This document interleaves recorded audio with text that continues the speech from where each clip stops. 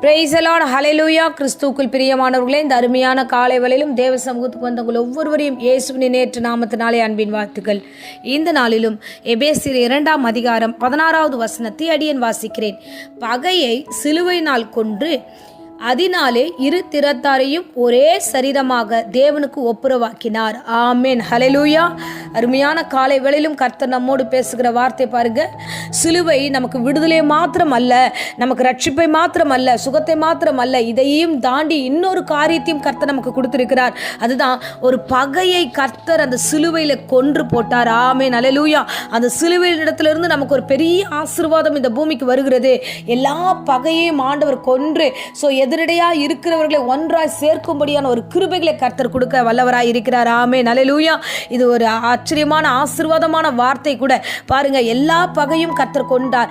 எல்லா பகையும் எந்தெந்த இடத்துல நாம பிரிவினை பற்றி இருக்கிறோமோ, எந்தெந்த இடத்துல பிசாசுடைய கிரியினால நம்ம சில காரியங்கள் இழந்திருக்கிறோமோ, எல்லாவற்றையும் ஆண்டவர் ஒரே சேராக ஒன்றாய் இணைக்கிற ஒரு தேவனாக இருக்கிறார். ஆமென், ஹல்லேலூயா. கிறிஸ்து நமக்கு தலையாய் இருந்து மற்ற எல்லோரும் அவயவங்களாய் இருக்கிறது போல இந்த வேளையில் ஒரு அவயவங்கள் இன்னொரு அவயவங்கள் வேண்டாம் என்று சொல்லுவது முடியாது.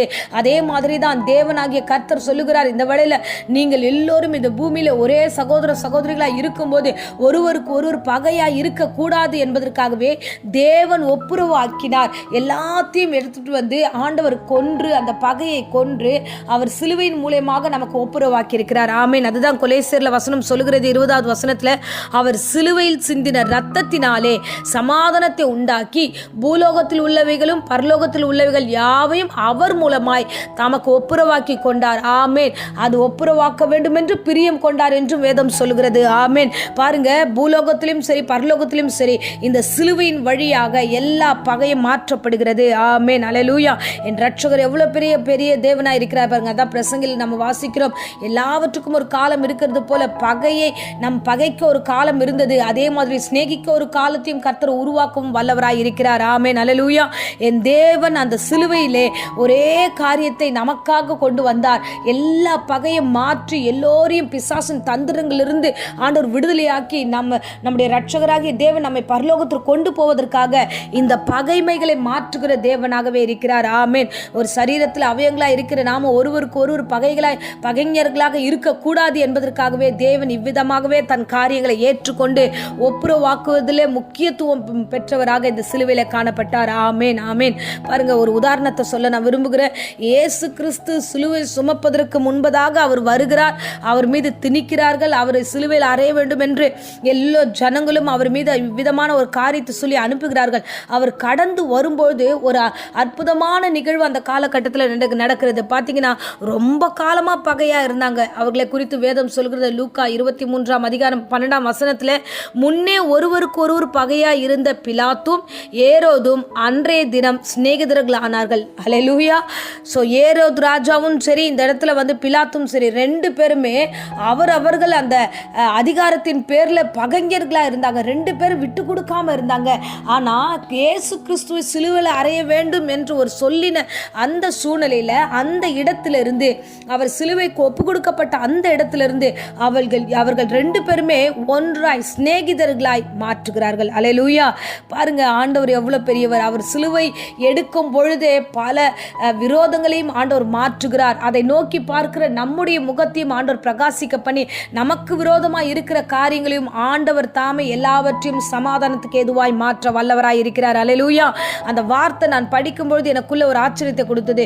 ஏராளமான ஆண்டுகளாக அவர்கள் இருவரும் பகைஞர்களாக இருந்தார்கள். பிலாத்தும் சரி ஏரோதும் சரி, ரெண்டு பேருமே பகை நிறைந்தவர்களாக விட்டு கொடுக்காம அதிகாரத்தை அதிகமாய் பயன்படுத்தி கொண்டு ஒருத்தருக்கு ஒருத்தர் விட்டு கொடுக்காமல் இருந்தார்கள். ஆனா ஒரு சூழ்நிலை வருகிறது. என் ரட்சகராகிய இயேசு கிறிஸ்து சிலுவை சுமக்கிற நேரத்தில் இந்த இருவரையும் இணைத்தது உண்மை என்றால், இன்றைய தினத்தில் இந்த பிரசங்கத்தை கேட்டுக்கொண்டிருக்கிற அருமையான பிள்ளைகளே, உங்களுடைய வாழ்க்கையில எதிரடையா இருக்கிற எல்லா பகையும் கர்த்தர் மாற்ற வல்லவராய் இருக்கிறார். அண்ணன் தம்பிக்குள்ள இருக்கிற பகைகளை மாற்றுவார். சொந்த பந்தங்களுக்குள்ள இருக்கிற பகையை மாற்றுவார். தாய் மகனுக்கு இருக்கிற பந்தங்களின் காரியங்களில் பகைகளை கர்த்தர் மாற்றுவார். உறவுகளுக்கு மத்தியில் ஏற்பட்டிருக்கிற எல்லா பகையும் கர்த்தர் மாற்றுவார். எல்லா பகையும் மாற்றி மாற்ற வேண்டும் என்பது தேவ திட்டமாய் இருக்கிறது. அல்லேலூயா. இன்றைய தினத்தின் இந்த காரியம் அவர் சிலுவையின் வழியாக நமக்கு தருகிறார். பகையை கொன்றார் அப்படின்னா என்ன? அதுக்கு உயிர் இனிமே கிடையாது, அதை கொன்றுட்டார். எப்பொழுது அவர் சிலுவை சுமந்தாரோ அப்பொழுதே இருதாருடைய நியாயங்களை எல்லாவற்றையும் கர்த்தர் ஒன்றாய் சேர்த்து ஆண்டவர் தாமே ஜெயம் எடுத்தார். அல்லேலூயா. பிசாசு வெட்கப்பட்டு போகத்தக்கதாக தேவன் சிலுவையில் வெற்றி சிறந்தார். ஸோ பகை என்றைக்கு கொல்லப்படுகிறதோ அப்பொழுதே உங்கள் வீடுகளில் இருக்கிற எல்லா காரியத்தையும் சிலுவையின் வழியாக ஒரு பெரிய ஜெயத்தை உங்களால் பெற்றுக்கொள்ள முடியும். ஆமேன். இதை விசுவாசிப்பது கடினம், ஆனால் விசுவாசித்தால் தேவ மகிமை நீங்கள் காண்பீர்கள். ஆமேன். ஹல்லேலூயா.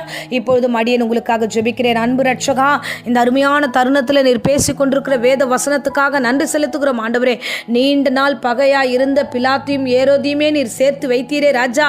ஏசப்பா, இதே மாதிரி ஆண்டவரே இந்த பிரசங்கத்தை கேட்டுக்கொண்டிருக்க ஒவ்வொரு பிள்ளைகளுடைய வாழ்க்கையில இருக்கிற எல்லா தடைகளையும் எல்லா பிரச்சனைகளையும் ஆண்டவரே ஏசப்பா, எல்லா விதமான பகையும் நீர் கொன்று சமாதானத்துக்கு ஏதுவாய் நீர் கொண்டு வந்து சேர்க்கும்படியாய் இந்த சத்தியத்தை இந்த காலை வேளையில பிள்ளைகளுக்கு மத்தியில் அறிவித்திருக்கிற ராஜா, நீர் பொறுப்பெடுத்து நடத்துவீராக. இயேசு நாமத்தினாலே இந்த வேளையில ஒப்பு கொடுக்கிறோம்.